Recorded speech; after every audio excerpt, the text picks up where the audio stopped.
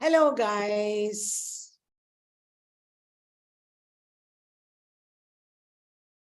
We are going to do another WP set model test today. Are you ready?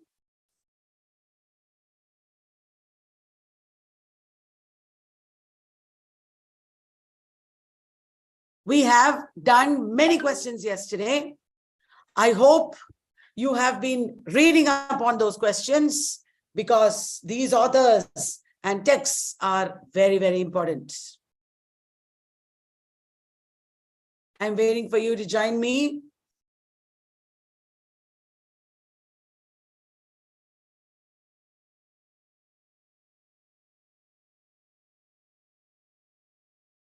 My network is a little slow.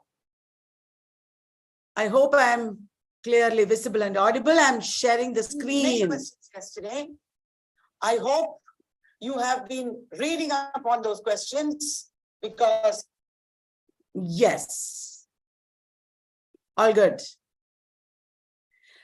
WB set, model test 2. Are you ready, guys?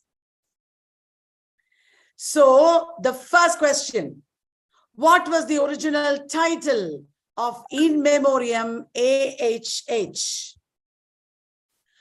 In Memoriam AHH is an 1850 work by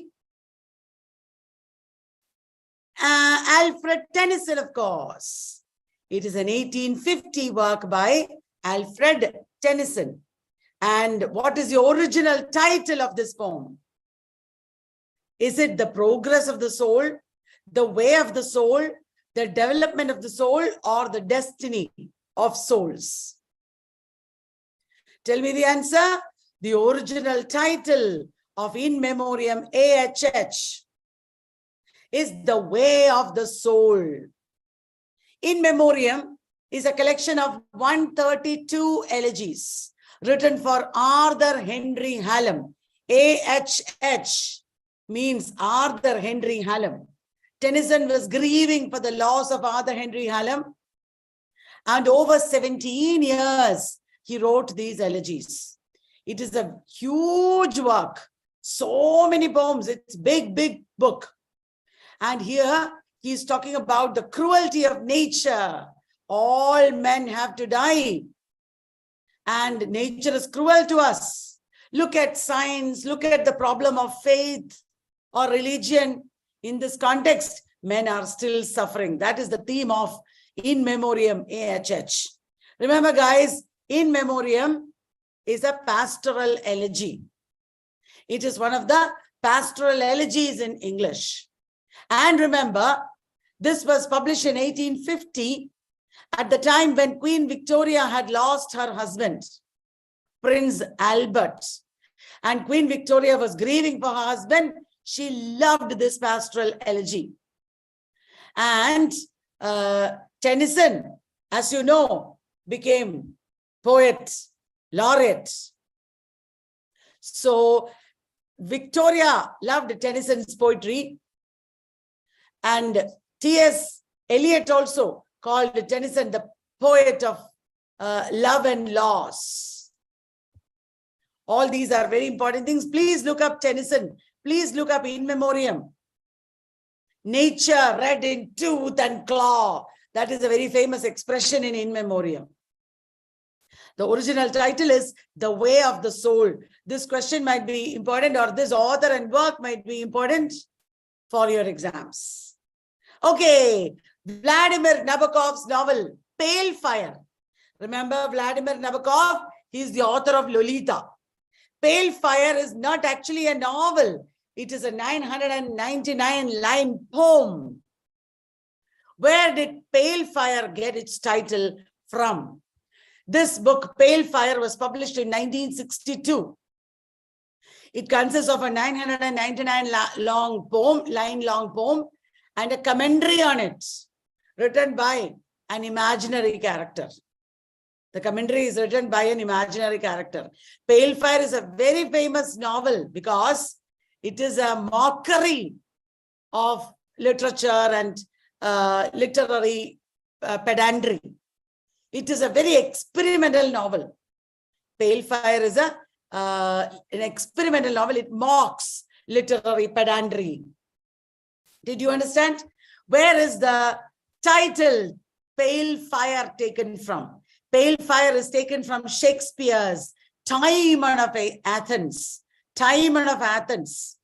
Remember, Pale Fire is written in verse. It is a poem in heroic couplets. And it purports to be the work of an academic called John Shade. The fictional author of this poem is John Shade. John Shade's neighbor is stealing it and publishing it. And his name is Charles Kimbott. Charles Kimbott is stealing and publishing it and writing a commentary on it. And John Shade is an academic and also he's mad. Charles Kimbott is completely distorting the poem. In his commentary, he's completely distorting the poem. That is the novel, Pale Fire. Vladimir Nabokov is the author of Lolita, Pale Fire, Speak Memory, his autobiography. Remember, guys, these are all very important writers and works. Please read about each one of these. John Milton's Paradise Lost was first published in 1667 by, who is the publisher? John Milton's Paradise Lost is an epic poem, published in 1667 in 10 books, published in 1674, second edition in 12 books. Is it William Ponsonby, Gabriel Coward, Samuel Simmons, or Edward Blount? I am always telling you guys, net and set question papers are meant for people who do their own reading and research. William Ponsonby is the man who published Fairy Queen, who published the blank verse epic, Paradise Lost. It is ABCD. Many of you are answering correctly. It is Samuel Simmons. Samuel Simmons published it in 1667. Please remember, even if you're reading Wikipedia, it is good. But do extra research. Without fail, you should do extra research. That done for not keeping the accent deserves hanging. Who said this about John Donne? That done for not keeping the accent. Accent matlab, metrical writing he did not do. He did not write according to meter. That done for not keeping the accent deserves hanging. Who said that? It is famously Ben Jonson. Ben Jonson said that because John Donne always was playful. He did not stick to one meter. He played around with meter. Ben Jonson did not like it because Ben Jonson was a classicist. He insisted on strict meter. Ben Jonson insisted that a poet should strictly stick to meter correctly. Rhythm and meter are very important for classical writers, isn't it? Ben Jonson can be called the first neoclassical critic. Ben Jonson upheld neoclassical values. Will you remember that, guys? And Ben Jonson is the one who called Kid sporting kids. He called Marlowe's blank verse mighty line. Ben Jonson wrote conversations with Drummond, Timber, or discoveries made upon men and matter. These are all important works by Ben Jonson. Will you remember, guys? The 1943 American horror film, I Walked with a Zombie, partially reinterprets the narrative of which Victorian novel? It is a horror film from 1943. And the protagonist is a nurse. Now you will know. The protagonist is a nurse instead of a governess. She is traveling to care for a mad woman. the wife of a plantation owner. I Walked with a Zombie is the story of a nurse traveling to care for a mad woman who is the wife of a plantation owner. Of course, now you know it is Jane Eyre. I Walked with a Zombie. Please, guys, make a list of film adaptations of all major classics. They might ask one such question. Are my paid students listening to me? Today only I scolded them and said, you should watch my YouTube videos. Sorry, all that. Because free course students are passing. Because of this awesome content, hundreds of free course students are passing. Paid course students should also pass, na? They should also watch all this, na? Everybody will benefit if you read extra about all these authors and works. Okay, guys, I'm sure this time is your time. You will pass with JRF. Amen. Now, who coined the phrase Beat Generation? You know, Beat Generation is a literary movement involving all these people: Allen Ginsberg, Jack Kerouac, Neil Cassidy, Gregory Corso. Did you know, guys, the Beat Generation was published and popularized by a group of people called silent generationers. The Beat Generation works were published and popularized in the 1950s by silent generationers. Beat Generation people were against war, against capitalism. They criticized America's involvement in Vietnam War. Allen Ginsberg, Jack Kerouac, Neil Cassidy, Gregory Corso. Who coined the term? It is Jack Kerouac. What is the most famous book by Jack Kerouac? On the Road, 1957. Whenever you study a title, remember the year along with it. On the Road, 1957. What is the famous book by Allen Ginsberg? It is Howl, that came the previous year, 1956. Which is the famous book by William S. Burroughs? It is Naked Lunch, 1959. Will you remember? Howl, 1956. On the Road by Kerouac, 1957. And Naked Lunch, 1959. Now, which of the following is not a poem by Kamala Das? The Dance of the Eunuchs, is that by Kamala Das? A Missing Person, is that by Kamala Das? The End of Spring, is that by Kamala Das? An Introduction. An Introduction is by Kamala Das. Guys, the answer is A Missing Person by Jayanta Mahapatra. Jayanta Mahapatra's Missing Person is about a woman who looks in the mirror and finds herself missing there. A woman is looking at the mirror and finding herself missing there. Remember Kamala Das? She is from Malayalam literature. Kamala Suraya, she later became when she converted to Islam. And Kamala Das in Malayalam used the pen name Madhavi Kuti. Everybody must know her controversial autobiography is My Story. She treated her female sexuality in a very open manner. Isn't it? A Missing Person is by Jayanta Mahapatra. Will you remember, guys? It is very, very important to know all the titles of major poems by major authors in Indian, American, British, post-colonial literatures.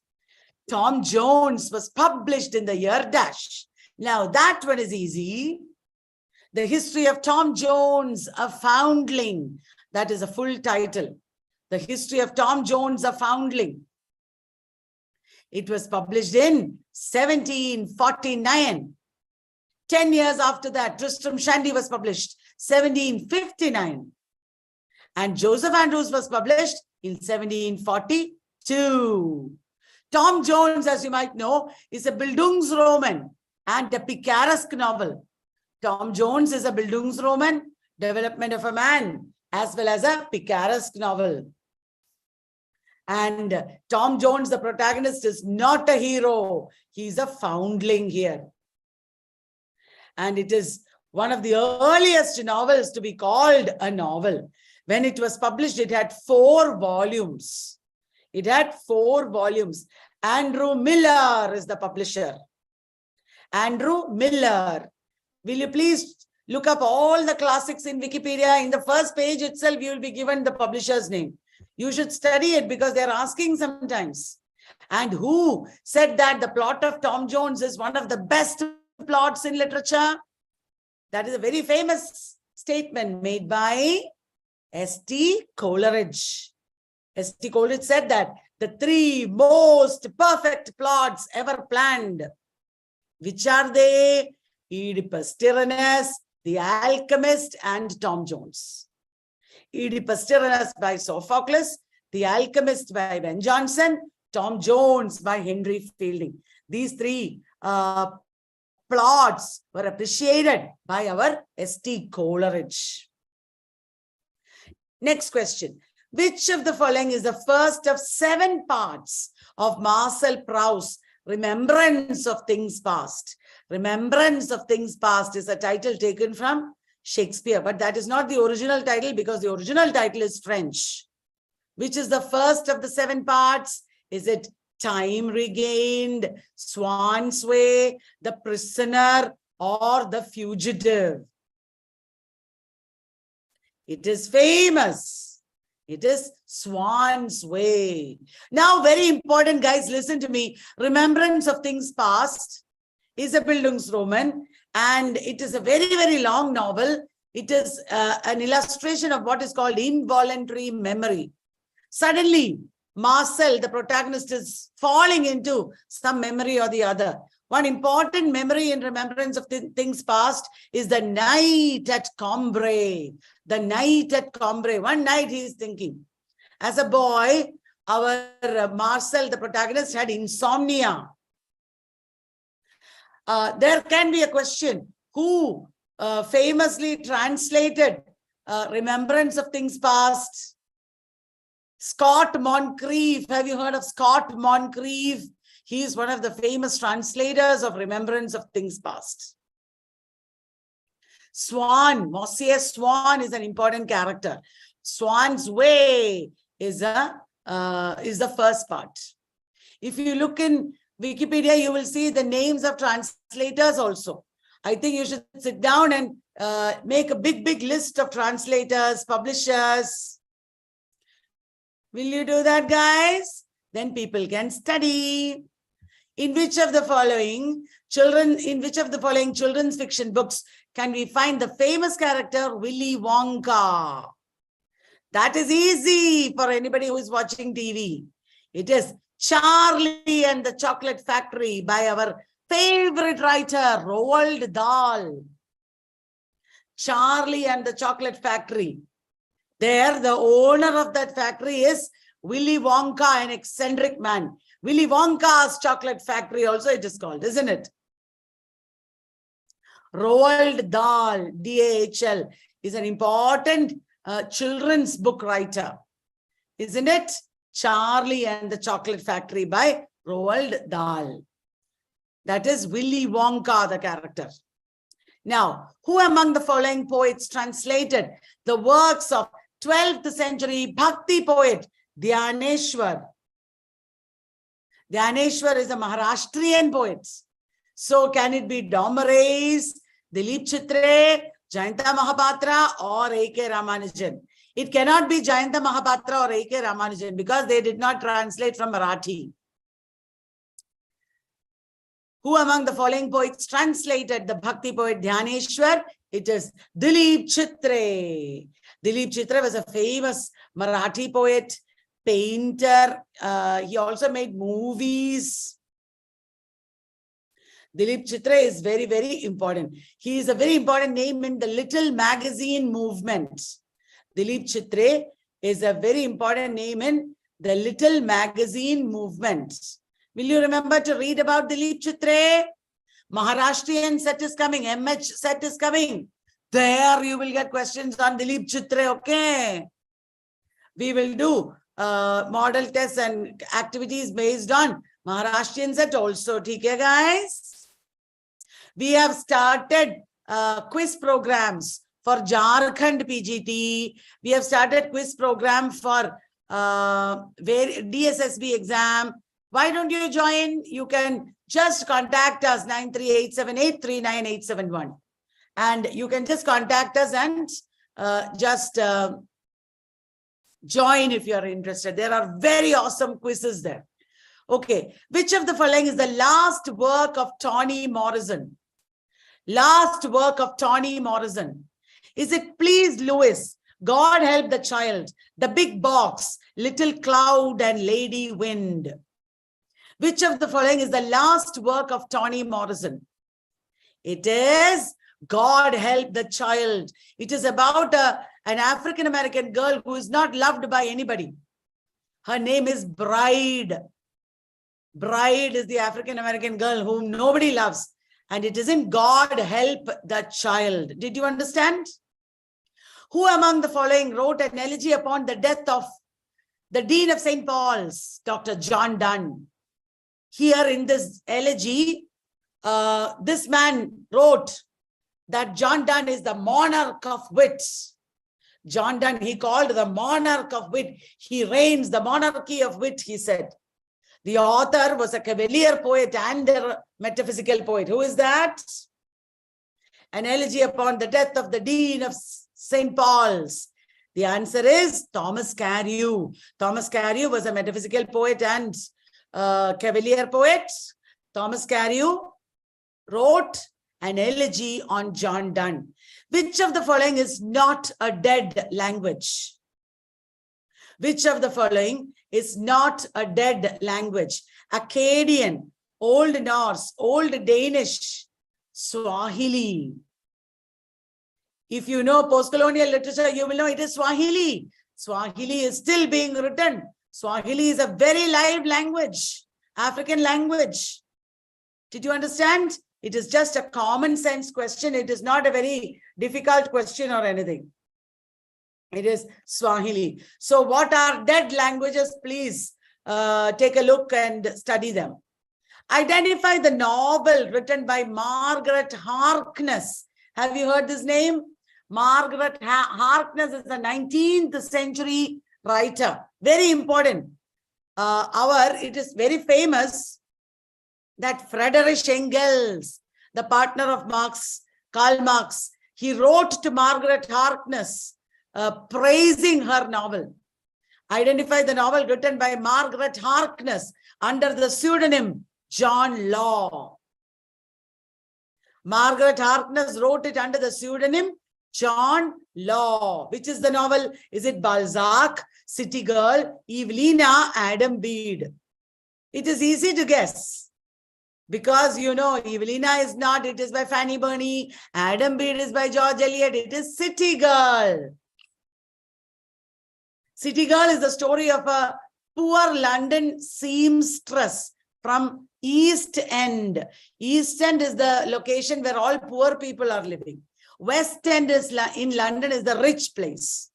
There is a poor seamstress from East End in London. She is the protagonist of City Girl by Margaret Harkness. Margaret Harkness is very important because, as I told you, Friedrich Engels wrote to Margaret Harkness praising her. Which of the following is not a prerequisite of literary research? What is literary research? Does it involve dedication to learning and skepticism? You should be dedicated to learning. You should be skeptical. Is it true? Knowledge about the social background of different ages of literature. Is that true? Should you know about the social background of different ages of literature? Manipulation of independent variable. Is that true? Knowledge of Christianity, anthropology, and sociology. Definitely dedication to learning should be there. Skepticism should be there. Knowledge about social background should be there. Knowledge of Christianity, anthropology, sociology are necessary.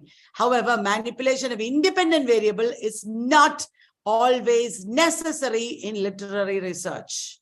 It is not absolutely necessary. In some cases of literary research, it might be important, but not all. Isn't it, guys? You should read about literary research, will you?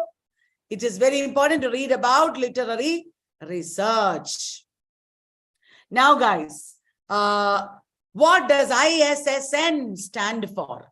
ISSN, what is ISSN? Is it International Standard Section Number, International Studies Section Number, International Standard Serial Number, International Studies Serial Number? Do you know, guys? I will tell you, ISSN is given to journals. It is an 8-digit number. 8-digit number given to journals. It is International Standard Serial Number. It is the serial number of journals. Will you remember, guys? Now, in his defense of poetry, what is the best and most accomplished kind of poetry in Sidney's estimation? The best and most accomplished kind of poetry, according to Sidney's estimation. Is it historical or epic poetry? Is it lyric poetry? Is it philosophical poetry? Or is it elegiac poetry? It is, all of you know, it is believed that he wrote Defense of Poetry in reply to Stephen Gosson. It was published in 1595 under the title Defense of Poetry as well as Apology for Poetry. Here, Sidney talks about the 3 great kinds of poetry, the 3 kinds of poetry: religious poetry, philosophical poetry, and the right or true kind of poetry. He talks about 3 kinds. The right or true kind is the imaginative, creative kind of poetry. It has further subdivisions.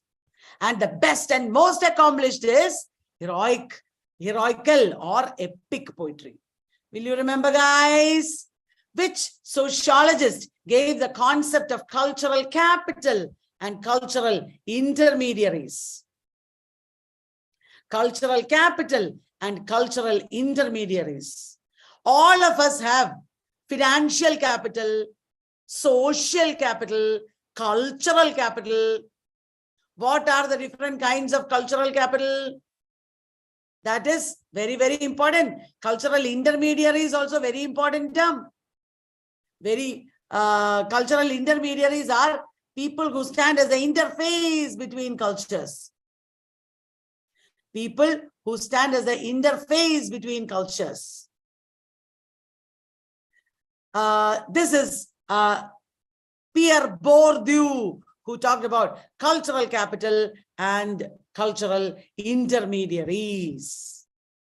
I have already talked about Pierre Bourdieu in previous classes. Pierre Bourdieu also talked about habitus and field. Now, guys, who of the following is not associated with trauma studies? Anne Kaplan, Kathy Carruth, Roger Luckhurst, Adrian Rich. Trauma studies is very important. It comes within post-structuralist, feminist, post-colonial studies. It's a socio-cultural studies, which has implications in psychological studies also. Trauma studies is rooted in Freudian theory, and it developed in 1990s. Important figures are Anne Kaplan, Kathy Carruth, Roger Luckhurst, Carly Thal, etc. Adrian Rich is not particularly associated with trauma studies. Will you remember, guys? Human beings can talk about their past and future. What is this property of language called? It is one of the design features of human language proposed by Charles Hockett. What is it? Human beings can talk about their past and future.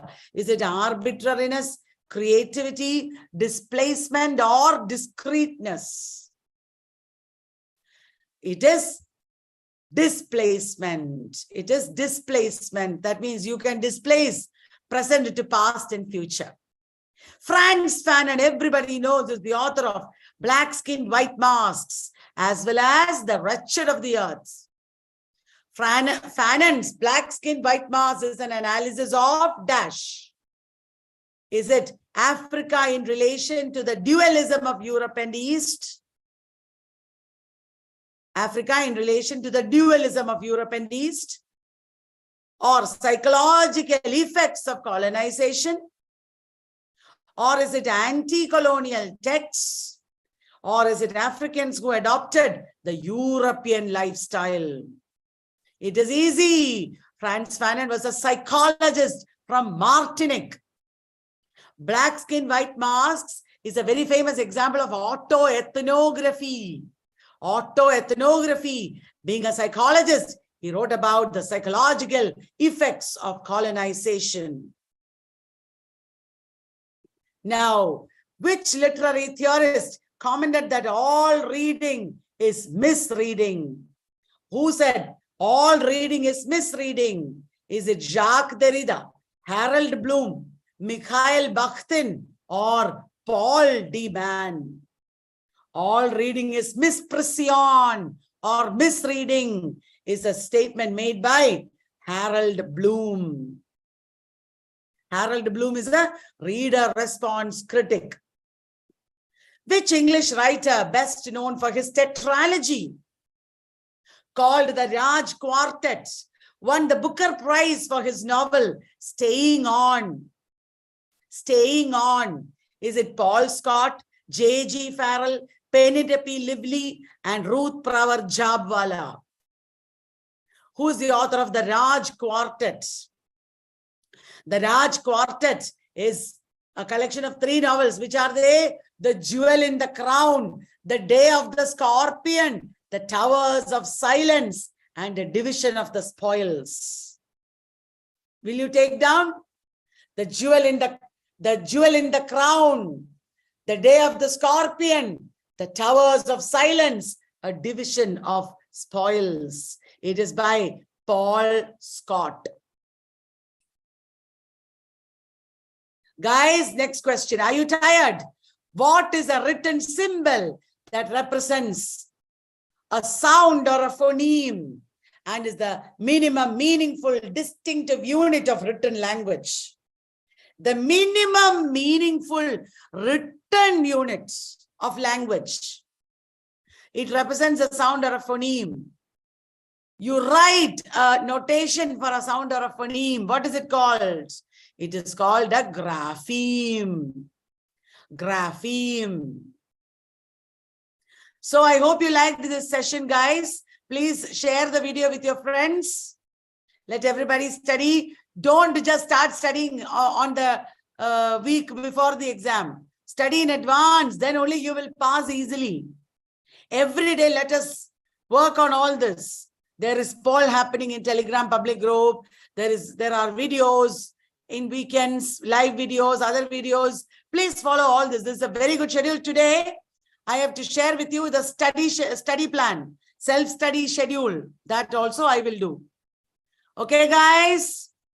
Today, self-study schedule, and maybe tomorrow I will release the mini mag also. You make use of all these materials and do well. Thank you, guys. Thank you. Good night. Love you all. I will come back with more videos in